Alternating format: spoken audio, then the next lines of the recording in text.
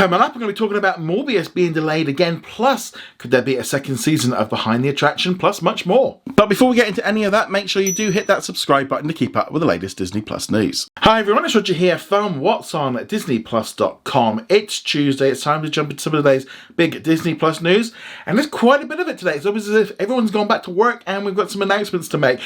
So we've seen plenty of stuff revealed today. We literally just had a brand new trailer for the Ice Age Adventures of Buck Wild, which is going to be coming to Disney Plus in most countries on the 28th of January, and then here in Europe and in Australia and New Zealand it'll be arriving a little bit later on March the 25th. The new trailer looks pretty cool. You can definitely see like the animation styles maybe not quite up to what we're used to seeing from the Ice Age sort of movies, but it still looks a lot of fun. You're going to see Simon Pegg returning as Buck Wild. It just looks a lot of fun. Really looking forward to seeing where they go with this one. Also today, Hulu has released a brand new trailer for its upcoming movie Sex Appeal, which will be coming to Hulu in the United States on January the 14th. Though don't look for this to be arriving on Disney Plus anywhere, because it looks like this deal is just for the US only, but that definitely looks a very different kind of movie and kind of looks pretty fun as you kind of get a load of teenagers kind of exploring the world of sex. It's very different, but nevertheless, those are two different movies heading towards Disney's streaming services in the United States in January. Moving on from there, let's now talk about the next Marvel movie, which is Morbius, which is going to be released by Sony Pictures. Originally, it was going to be released in January. It's now been pushed back to the 1st of April. This is like the 5th or 6th delay. This one has had so many different release dates. Looks like they've pushed it back because the current thing going on right now with the pandemic, where the cinema's closing down. Literally yesterday, whole places in Canada started shutting down. There's some issues, for example, here in Europe. And I think Sony has just looked at it and gone, look, there's something not going right. A lot of people aren't going to be going to the cinema. I also feel like Spider-Man is kind of still carrying on bringing people in, so they kind of maybe want to just hold off a bit on that one. Not necessarily anything wrong with them pushing it back. I don't think it's a bad idea, just to kind of get this next little hump that we're on right now out the way, and then we can all go back to the cinema and see it. So it doesn't look like there's going to be a lot being released between now and the spring, but nevertheless, it's just another delay for this film. Can't wait to see it with Jared Leto playing Morbius. Morbius is going to be one of the first movies that come under the new Sony agreement with Disney, where Disney is going to have access to the pay-to window of upcoming Sony movies, including Morbius. So what this generally means is Disney can either decide to put this on Hulu or on Disney Plus in around about 2 or so years after the release of the film. First off, it has to go through cinema, then it has to go through its premium video rentals, before then going to Netflix for its pay one, and then once it's removed after about 18 months there, it can then be put onto Disney Plus. So eventually it will line up.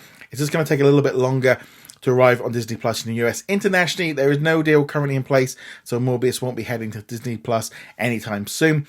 But it's always interesting to note this with the Sony releases. They are kind of interconnected, but they're also kind of eventually going to arrive on Disney Plus. We don't yet know how this one's all going to connect up with the MCU. We know, for example, that Michael Keaton's character's in this, but whether or not he's a variant in another time, who knows what's going on with it. As we all seen with the last Spider-Man movie, none of it makes any sense, but it's all a lot of fun, and that's the most important thing. But let me know in the comments below if you're going to be looking forward to seeing Morbius in May. I'd love to hear your thoughts. Hulu is also currently developing a brand new limited series based on the book The Devil in the White City, and it tells the story of two young men, an architect and a serial killer, whose fates are forever intertwined at the Chicago's World Fair of 1893. According to Deadline, Keanu Reeves is in negotiations to star in the series, which would also be his first major TV role for the actor, who has previously starred in multiple film franchises including John Wick, The Matrix and Bill and Ted. This project has been in development for a long time, since Leonardo DiCaprio purchased the rights to the book back in 2010, and it was originally going to be made into a film at Paramount with Martin Scorsese set to direct. However, it's now been turned into a series, and both of those are involved in the project as executive producers. This brand new series is being developed for Hulu by ABC Signature, Panway, and also Paramount TV Studios. Because Paramount TV are also involved on it, we don't yet know how it's going to work internationally. Will it be on Disney Plus, or will it be on Paramount Plus? Possibly even both, but we're going to have to wait and see on that one. But let me know what you think of all this in the comments below. Some new data has been revealed by Samba TV, who are stating that more people tuned in to watch the premiere of the latest Star Wars series, The Book of Boba Fett, than the premiere of the last Marvel series, Hawkeye.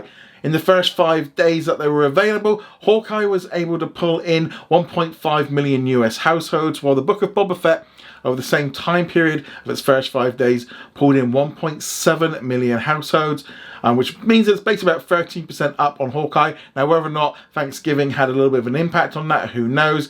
But also, generally, I think a lot of people have returned to Disney Plus to watch Star Wars content.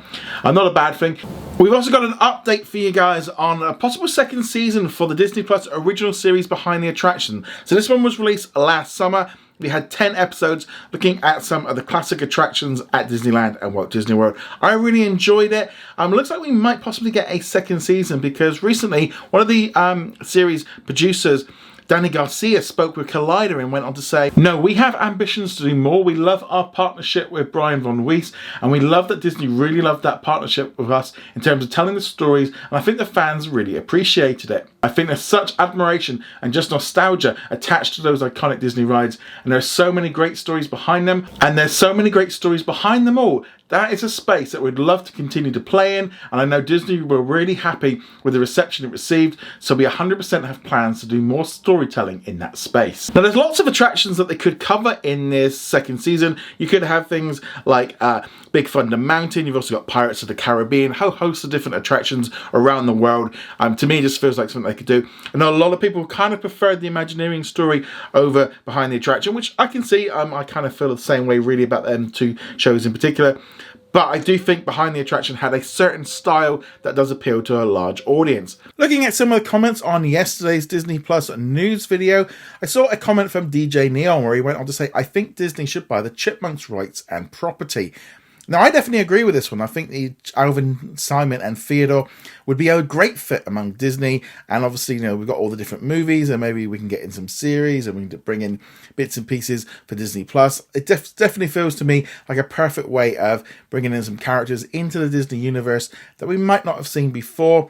As I said, you know, with those extra movies, you know, we could do a little bit more of it. Whether or not they don't want any competition for like Chip and Dale, and obviously you've got Chip and Dale Rescue Rangers and things like that, which might put a bit of a hold on why they don't want to do it, and whether or not Disney want to spend any money on doing this kind of thing right now. But I'd love to know, do you think Disney should buy the Chipmunks rights or property? I'd love to hear your thoughts in the comments below.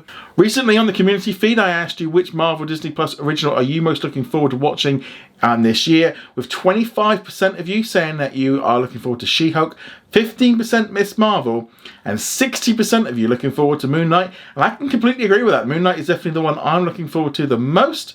But let me know in the comments below what you are looking forward to. Go check us out over at whatsondisneyplus.com. Like, follow, and subscribe, and I shall see you guys in another video. Laters.